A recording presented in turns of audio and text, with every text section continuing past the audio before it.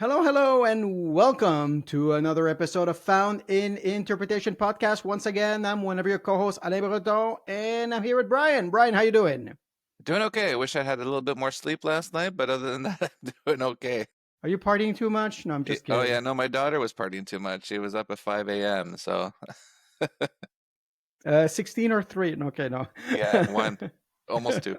Well, almost 2 already. We're also here with Daniel Sikos. How you doing, Daniel?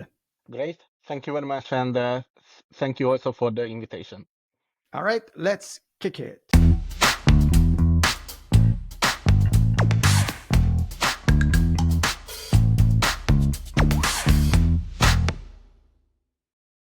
All right. So, first of all, I'm going to introduce Daniel. Daniel holds a bachelor's degree in English and American Studies. He has been working as a translator and a proofreader for more than 10 years, also in the dubbing industry, subtitle industry, voiceover industry, and he has quite a story to tell us today. I would even say, dare I say, do I call it a scandal here? So, what's going on, Danielle? Please, what is going on in the world of translators and subtitles in Europe? Hi, everybody. Thank you again for the invitation. So the thing that I would like to raise everybody's attention to, it's situation, or I should rather say situation, with a huge company called Blue Digital Group, which is based in the US. And actually, I came to an interaction with this company in a way that I have been working with a Danish company called Decentia Studios for almost like 5 years by now. But around the end of 2022, this Danish company with several others, they got acquired by Blue, which is again a US company, and so I've had a great relationship with this LSP, which means a language service provider agency, and I've been working with them on several projects, and I've got the payments right on time. Many cases actually even ahead of time, but after they got acquired by Blue, problems started to arise uh, in terms of invoice payments, and so at first,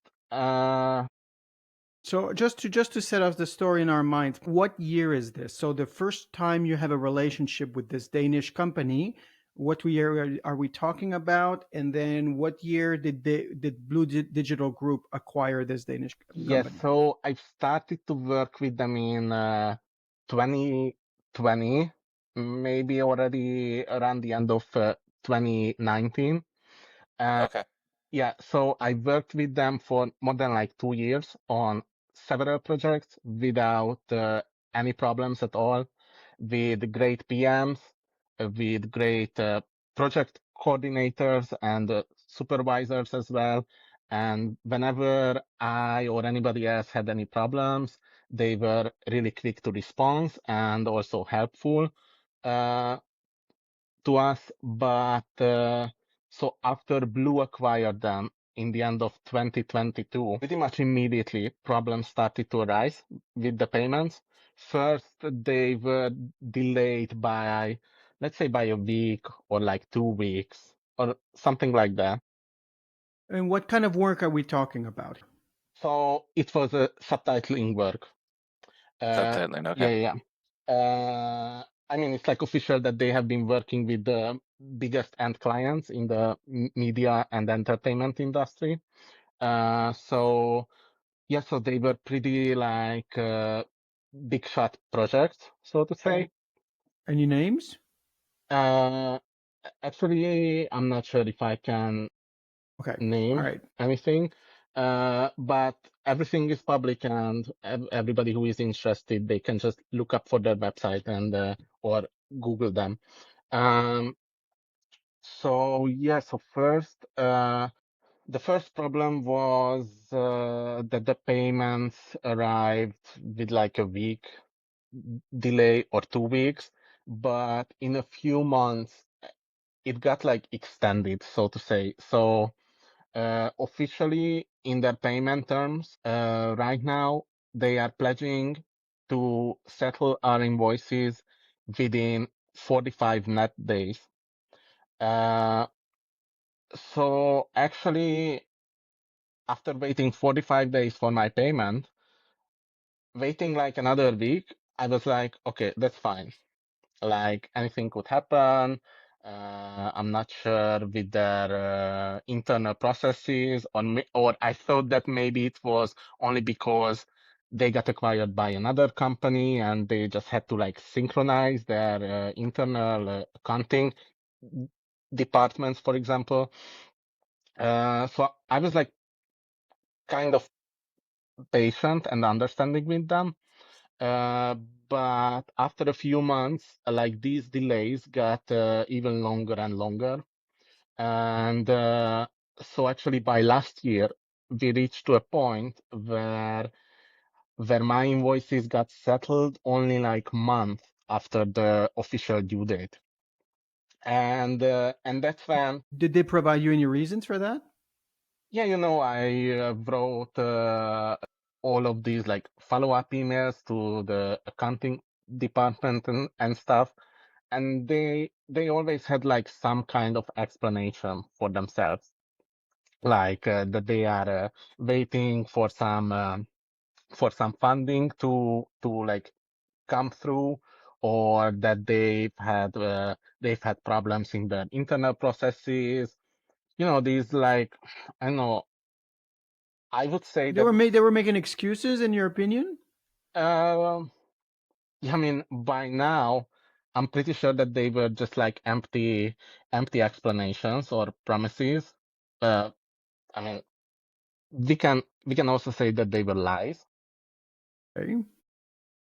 And Would you yeah, and were you the only interpreter? No, no, sorry, translator, I should say, or the only provider, no, no, to no. use a more general So term? actually, last year we had a huge project, like a multi-seasonal subtitling project for one of the biggest end clients. So it was like a big shot project. For example, for the Hungarian language, it was like several of us working on this project. And after the original official 45 days, we started to write to each other like, "Hey guys, so is this company also late with the payment to So you you?" started Yeah, yeah, talking yeah, with your yeah, team members. yeah, yeah, yeah. And then we found out that it's not a problem which only applies to only like one person or only like a few of us, but it applied for everybody. And so we worked on this huge project, and then I was just writing the follow-up emails from time to time, asking about my payment. So actually, that project covered like around like 5 to 6 thousand euros altogether. On you. Okay, they owed you 5 or 6 thousand Yeah, euros. yeah. But yeah, so I wrote the emails, and sooner or later, rather later, of course, like even like 4 months later, I got paid in the end. But around the end of last year, I started to see these LinkedIn posts about people from all around the world posting about the same payment issues with this company. And for me, what was interesting is that pretty much everybody pointed out that this problem started to occur right after Blue acquired this Danish company. Yeah, that's how I came across this whole digital group issue, I guess, or situation, as you want to call it. Was that basically I'm on LinkedIn quite a bit, and I was looking through messages, and this company kept on coming up on my feeds, and all of these freelancers. It looked like it was like a campaign of freelancers who were fed up with not getting paid by Blue Digital Group once the original company that they were working with, who paid on time, um, got acquired by Blue Digital Group, and then the payment stopped. So you're not a one-off case, which is why I thought I should bring you on the podcast, because there's several people throughout the world right now who are in the same situation as yourself, according to the LinkedIn posts. And it's the first time I've ever seen freelancers band together to denounce this type of behavior by a company that they work for. Yeah, so actually it was quite frightening for me as well to see that it seems like that it affects pretty much everybody who has worked with them in the last 2 years or so. And like seeing all those like huge amounts of money that they were owing to people in the industry, it was really outrageous, like really sad to see, because we as freelancer translators or proofreaders, we are working with these vendor companies. We are usually having a contract with them, also like an NDA contract with them, a pretty detailed one. And so when it comes to any problems with getting our payments, we are kind of shot in our leg in a way that especially with this company. So like if I would want to put this whole thing in like a legal process, and if I were thinking about suing the company, it would be really hard for me to understand or to see like actually who I am supposed to sue, and on what base exactly. Because it's like now an acquired sub company which is part of a big company which is on the other end of the world. But the project I'm working on, it's coming from like another end client. So there comes the question, like if I'm working on a subtitling project and I translate something for which I'm not getting paid at all. So is the end client company using my translation unlawfully? Because then, I mean, I'm no legal expert, but I think that there's, I mean, it's bad for their reputation. While you were explaining, I looked online, and if I'm the one reading what I'm reading right now on Google, you didn't want to mention some of those companies, but we're talking about Netflix, iTunes, Amazon. We're talking about Disney big Plus, players. yeah. That these are big names here. You're talking. It's not a small thing right now. yeah, of course, like it involves pretty much all Hollywood, so to say. Like all these huge companies which have all these streaming giants, streaming platforms which are full of uh, translated stuff. Like they have hundreds, if not thousands, of movies and series translated to several languages. Like even some of them are translated to like 50 or 60 languages, even maybe even more. So so it's like really frightening to see like if if if a company is scamming uh, their freelancers in this way, because I would call this a scam, because this thing has been going on, it seems like, for like 2 years, uh, right since they acquired the Danish company.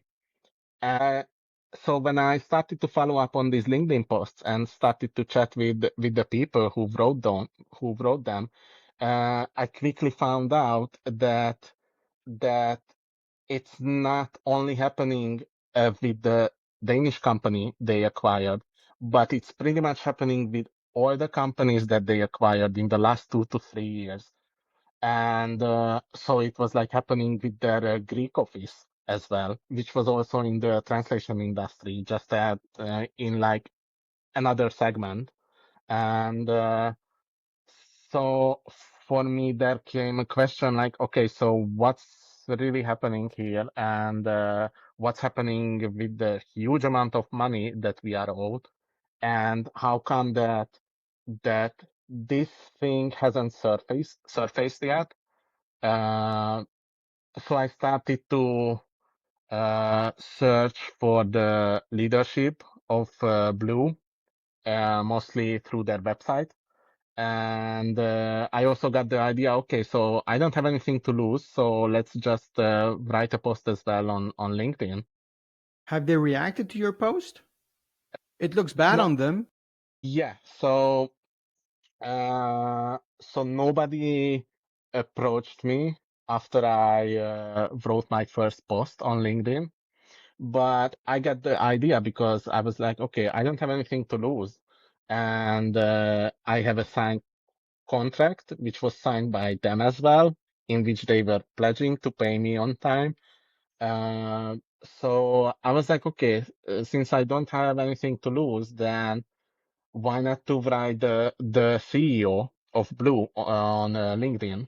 You did. Yeah. So right after I wrote my first post on LinkedIn, I also sent my post to the CEO of Blue, who is Paulette Pantoja, who Yeah, I now have it only here. goes by the name Paulette P. And So she changed her name on LinkedIn? yeah, Yeah. yeah, yeah. Right after I had this like chat with her, uh, which I will explain now. Yeah, so she shortened her name, but by that time she already untagged herself from all the LinkedIn posts.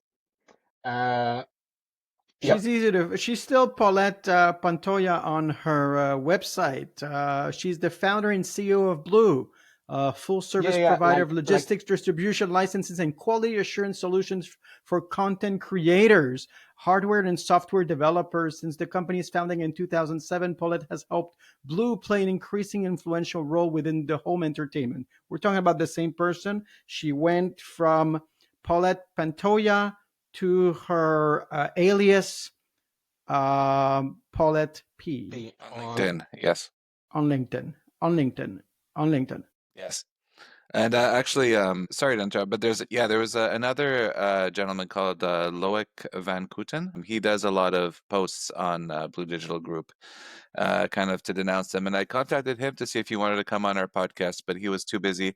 And his medium is more blogs than podcasts. So he's done a lot of blogs about this, including screenshots of your conversation with Blue Digital Group. So With your I'm assuming, permission, I hope. you know, and you had he had permission to put your. yes, yeah, yeah, yeah, of course. But since like I don't have anything to hide in this whole thing, like after I send the link of my first post to Paulette through a direct LinkedIn message, she pretty much immediately after, I mean, within half an hour, she replied.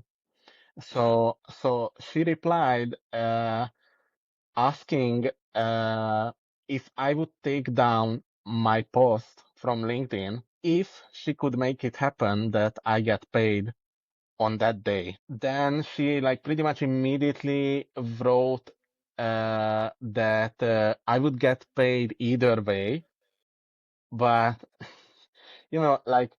like getting a reply like this from the very CEO of a company which is like a multi-millionaire, if not billionaire company, probably in the entertainment industry, it is just Mhm.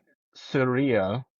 And Okay, yeah, so just so people who are listening really understand how big Blue Digital Group is. Blue Digital Group has offices in Burbank, California, Los Angeles, London, Metaformosis, Greece, in Mexico, in Denmark, in Montreal. Oh my God, we can just maybe visit them, Brian. Also in Paris, France, and Barcelona, Barcelona, yeah. Spain. This is We huge. can visit them in Paris, France too. I wouldn't So mind Yeah, going there. well, yeah, so actually, as far as I know, all these European offices got to exist in the blue after they acquired those, let's say, smaller companies in the last 2 to 3 years, because there was like a quite eventful time at that time when they just bought up like so many smaller companies, most of them, most of them in relation to the translation industry. And so that's how they set their foot pretty much everywhere on the world. Yeah, so I've seen that a lot of times where like bigger companies acquire smaller companies and then they keep Yeah. the address for fiscal purposes or whatnot, or to make themselves look even bigger. Yeah, so I've seen that before, but yeah, I've like I said, I've been following it online, and yeah, there was a gentleman from England also. He was owed about £8,000, and it had been 8 months since he had been paid. So I've seen a lot of posts of, I mean £8,000 for us in Canadian dollars is $16,000. Like that's You a know, lot. for That's example, my I that's like a also, mortgage like yeah, for a nowadays year. Like perhaps more. yeah, I nowadays it's more. also know about uh, Dutch lady who has been owed with more than 20,000 euros. So So, what does their contract say?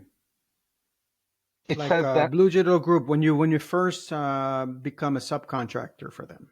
yeah, so it says that the payment terms that they are pledging themselves to, it's payment within 45 net days. Okay. And are you supposed to get paid only once the project is completely over? Yeah, Because I can't believe like someone would wait and wait and wait and trust them and not get paid, and then it would drag on, and then you get up to $20,000 or euros or pounds, and wake up and say, "Hey, I haven't been paid yet." It's a lot of money. yeah.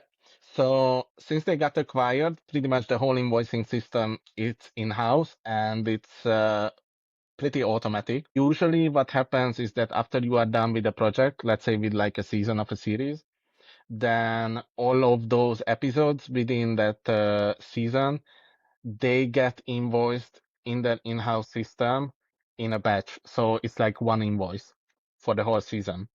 I see. Yeah. So Then like if it's like Squid Game and it's in Korean, then they're gonna have to translate that into 50 different languages. And at the end there's like 50 different invoices for different languages, but it's for the entire project. yeah, yeah, of course, yeah. But you know, if let's say it's like three people working on the season, then it's gonna be like uh, mm, broken down into like three separate invoices, like the first 4 episodes for somebody, then the second 4 episodes for somebody else. Yeah. But just so it's quicker, eh? I wonder if that changes the quality of the translation if you've got three different voices doing like a chunk of episodes at a time. Or do you Yes. guys work So together?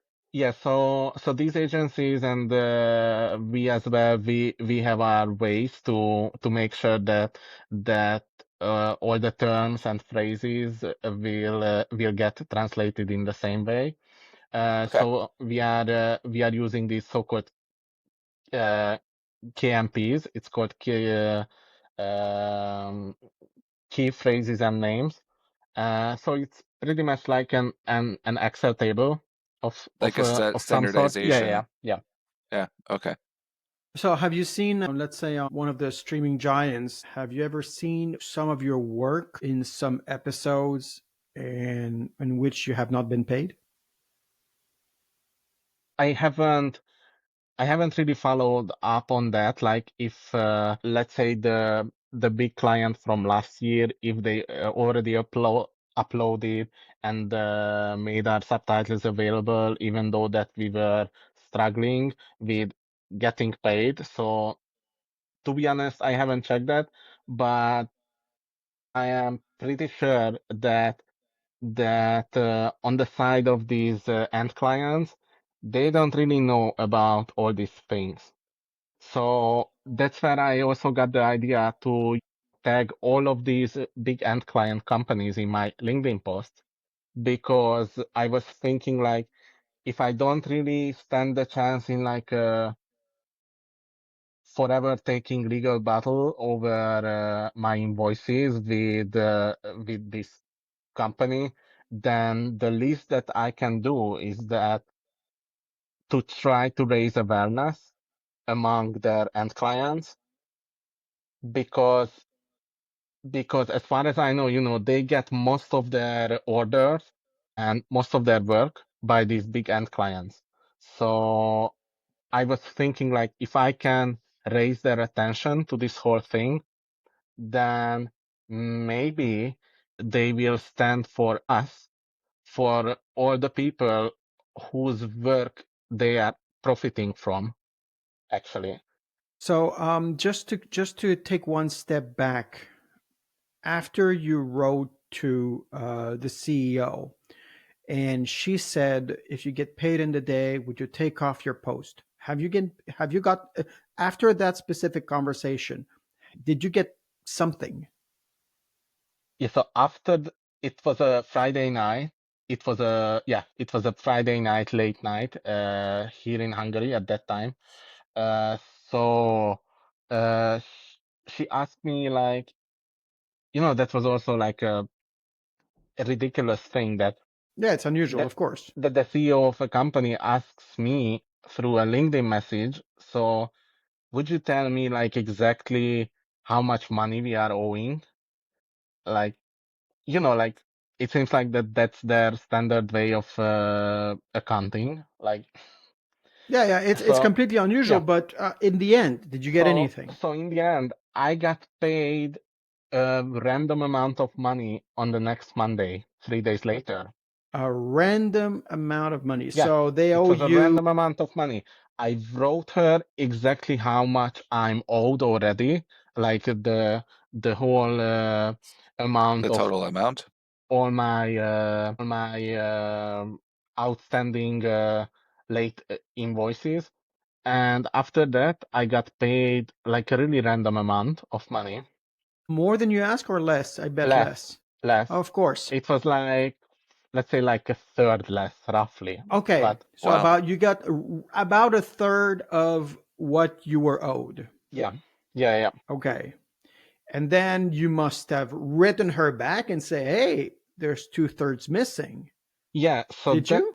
I guess I also sent my reply to her through LinkedIn, but she has never replied since then, since our initial chat. But I also sent my reply through email, through the accounting department, and also I guess I also CC'd the CFO of Blue in my reply, and I would say that they made a mistake, which made themselves look even more, unprofessional or stupid even. That they wrote in the note of my transfer that it should cover like everything from invoice X until invoice Y, and but that amount was almost like 30% more actually. So then I I changed my tone of voice, so to say. I wrote them an email in which I really explained in like an elementary school level or way that if you add up these, I guess it was like 10 invoices. If you add up these numbers, the final amount is this. But I got paid only this. So I would like to ask for the difference right away. And in a PS of my email, I mean, it's all available also on LinkedIn because I've uploaded it after I sent it to them. And in the PS, I also told them or implored them to pay up every single person who they are owing money to.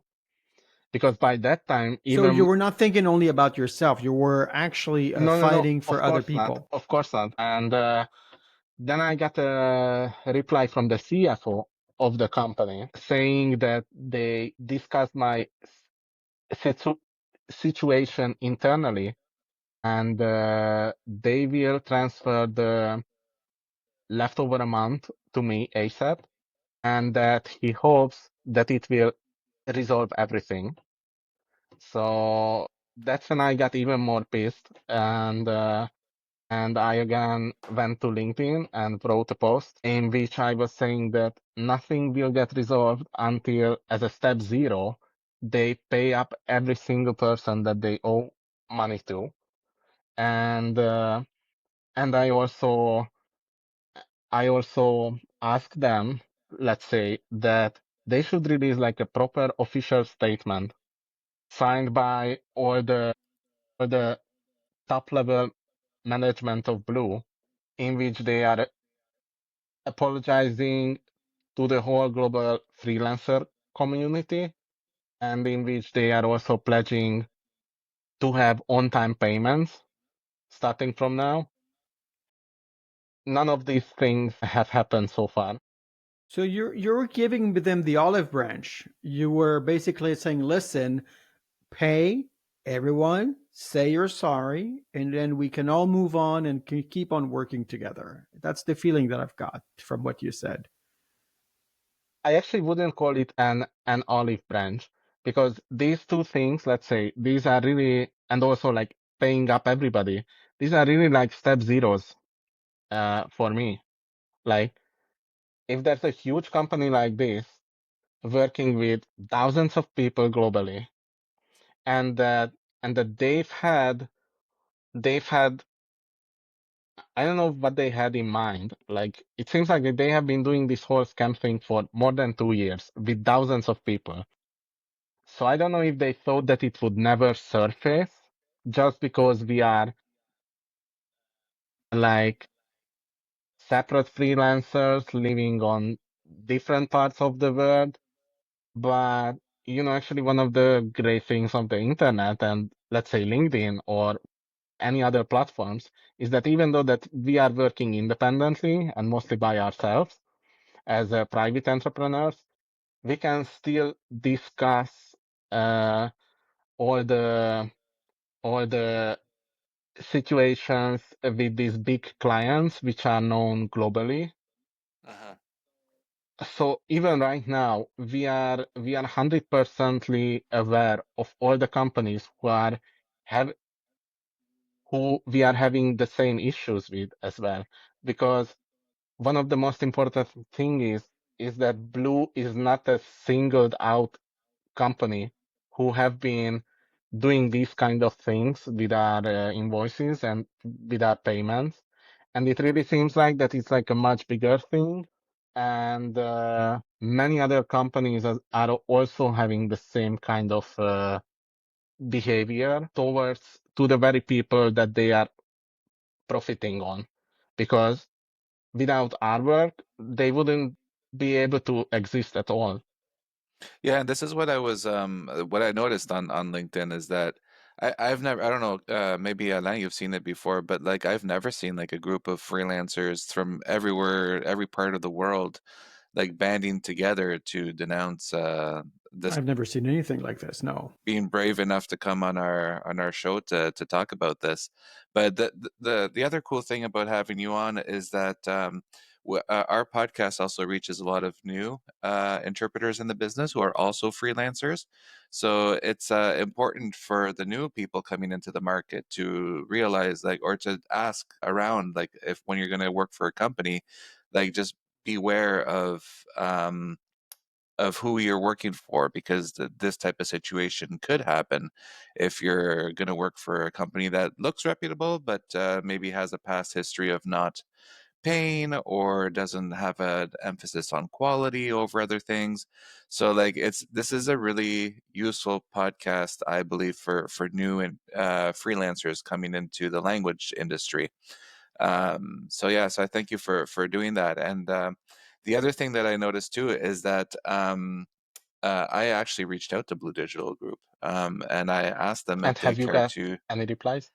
I asked them if they cared to comment, and they did reply yes. So I gave them my email address and said, let's set a date up and let's see, because we do like to have both sides of the story, because we are Switzerland on our podcast. We are neutral, so we are trying to bring people in to give a message, and then we like basically ask questions and have a casual conversation on the content of the subject that we're talking about. So yeah, I did ask them on February 29th if they cared to comment, and I haven't heard back yet. So let's see if they have their version, but it would be good to have their voice and to talk to the freelancers that are that they owe money to, and maybe offer some kind of explanation that is Yeah.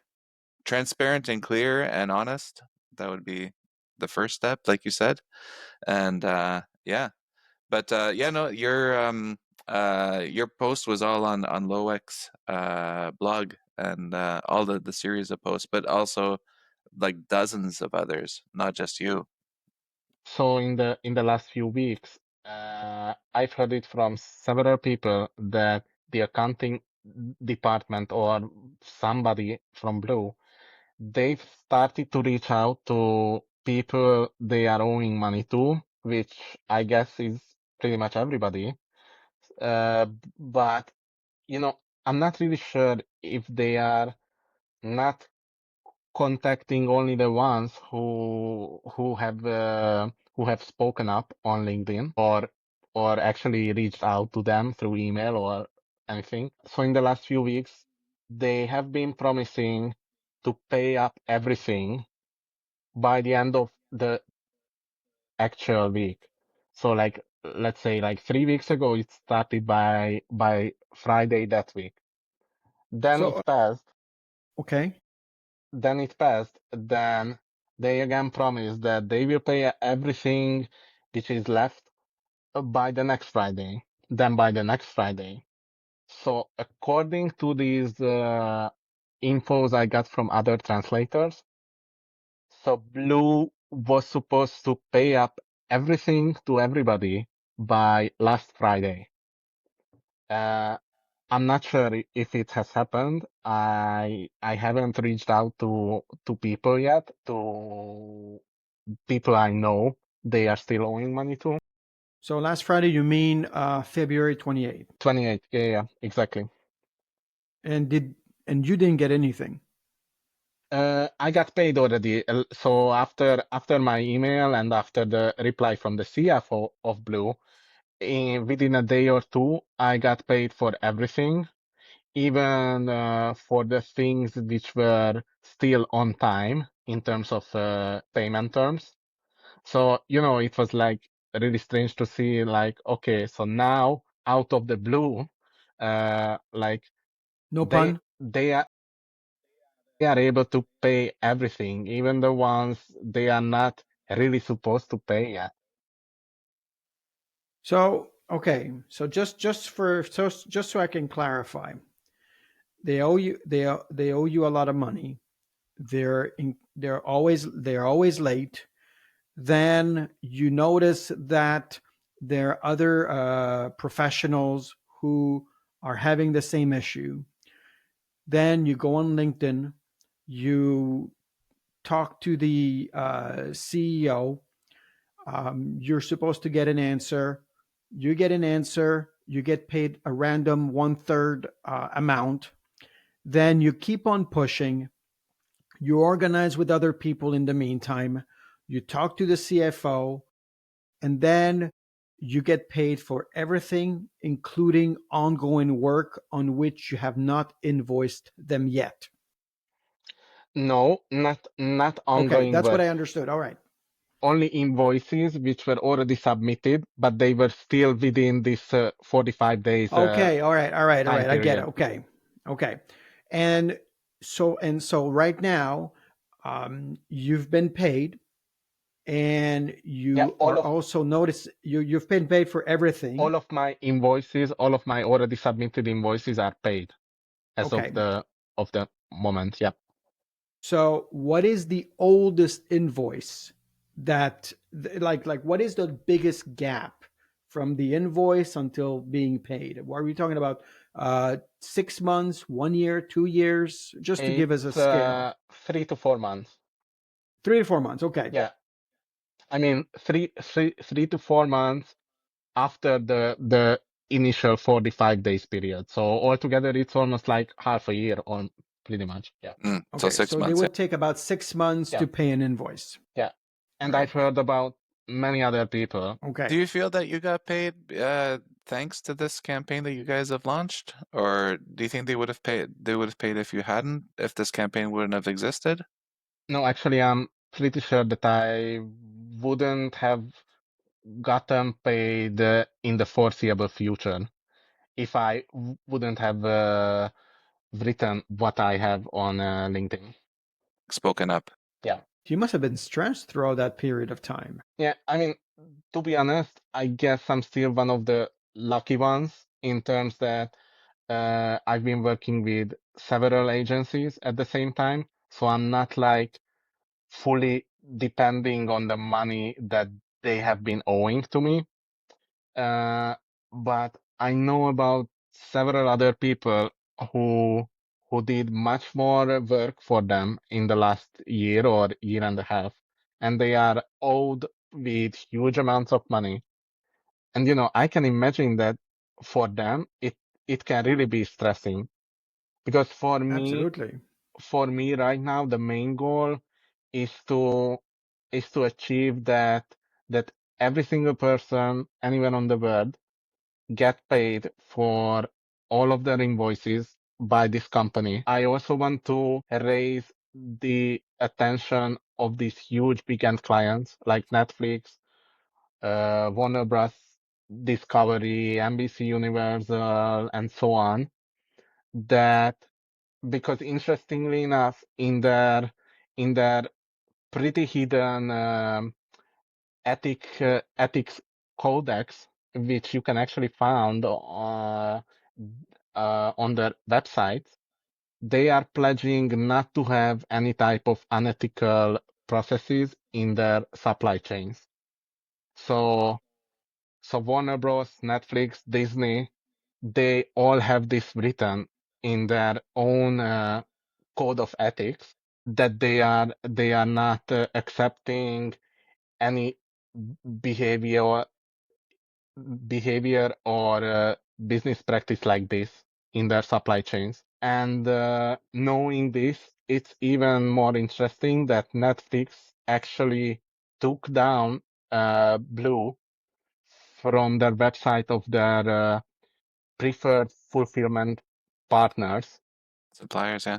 Yeah, but they did it in complete silence overnight. It's kind of annoying that these big end clients, they don't even care, at least by releasing a statement or like a joint statement in which they would denounce any kind of business malpractice in their supply chains. And it seems like that they just want to quietly move away from Blue.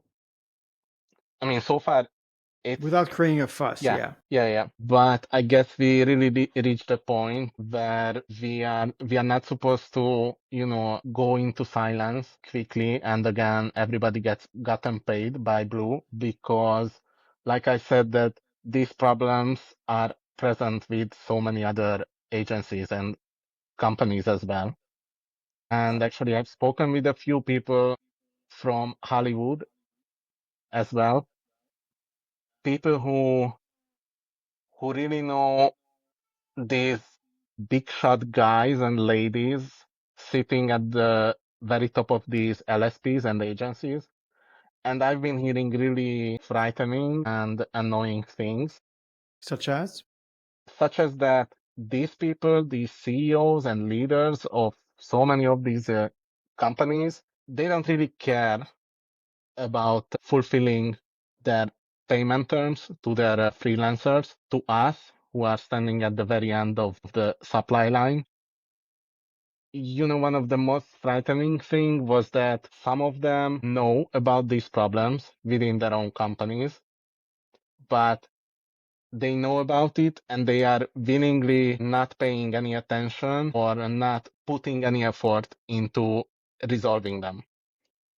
I feel a bit like it's remember when those companies, clothing companies, they had like they were caught with operating sweatshops in third world countries and that Yeah, kind of thing. actually, yeah. And then no one like said anything until this actually came to light, and now like everyone has like these ethical standards written on paper, but I don't know, we don't know if it gets enforced or not. But I feel like this is kind of like a similar situation in the sense that but it's like more global and it's with freelancers instead of employees in a factory.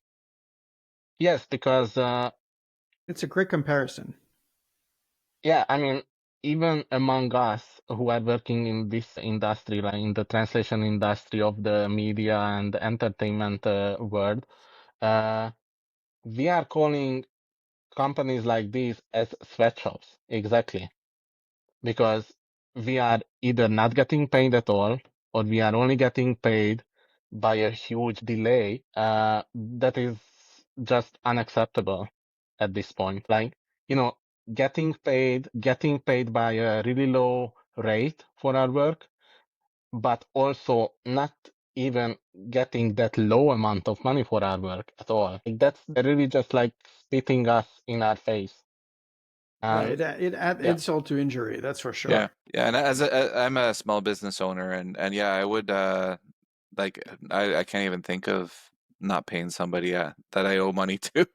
Like even if something falls through the cracks, an invoice, and like it happens, and then one of the interpreters says, "Hey, listen, like it's been a while and I haven't been paid for this." I'm like, "Okay, sorry, I'm gonna pay you right away." So, so I guess I just that helps me sleep at night. So I don't know how people who don't pay are able to sleep at night. Is there any, I would say, advice or anything you've learned from this situation that you would like to share just to wrap things up, or a message you would say to other professionals out there to avoid this kind of situation? Yeah, I would advise everybody who is new in this industry and who is not familiar with all these companies and with all their problems. So my first advice would be make sure to do like a sort of background check on these companies. Like you can get to so many forums through Google by Googling these companies.